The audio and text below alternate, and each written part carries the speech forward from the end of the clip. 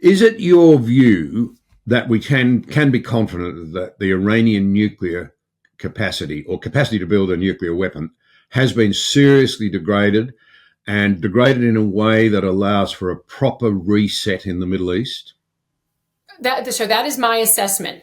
And I come to that conclusion by taking a look at what sort of all of the various intelligence agencies are saying. So from the CIA to that Defense Intelligence Agency initial damage assessment that was leaked to an American television network that kind of said, look, the United States didn't successfully totally degrade the enrichment activity going on in Fordo. That Fordo is essentially the heartbeat of the Iranian illicit nuclear program. It's where the enrichment was going on. It's in that deeply buried, hardened target in that mountain.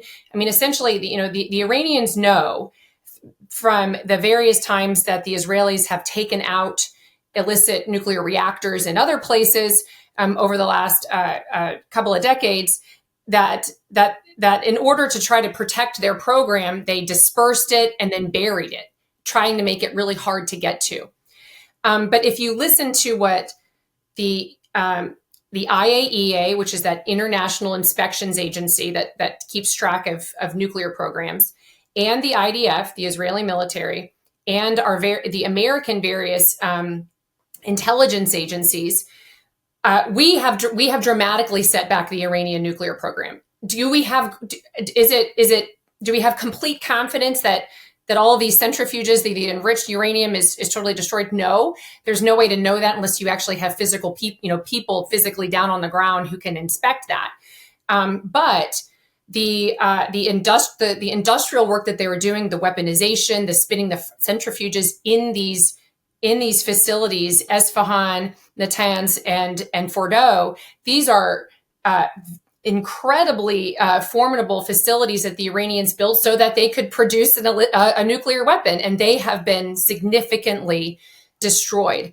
Not only that, but you have out of the most senior Iranian nuclear scientists, the Israelis have taken out almost all of them. There's still a few remaining, so there's going to be some people who know how to do this. But when you think of their A team that really knew how to produce a nuclear weapon and weaponize it, I mean, they're dead. And then you have the launchers that have been destroyed. And so, I mean, if Iran could have fought back more effectively, they would have, and they didn't.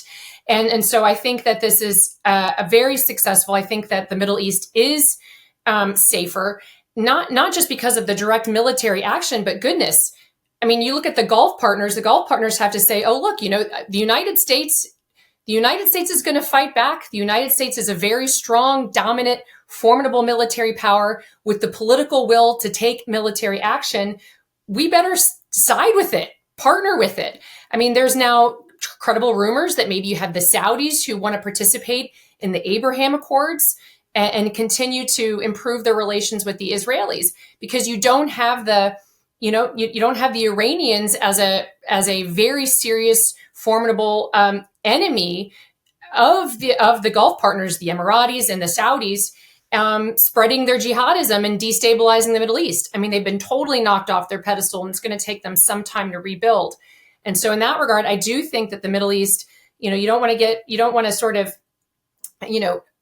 be too overly optimistic to be disappointed in the effects here, because the Iranians are going to continue to be a problem for the United States, but significantly weakened country. And I think really the United States and the Israelis' action sends a strong message that we're going to rebalance the Middle East in favor of the Israelis and these Gulf partners that are more secular and want to have constructive relationships with the West.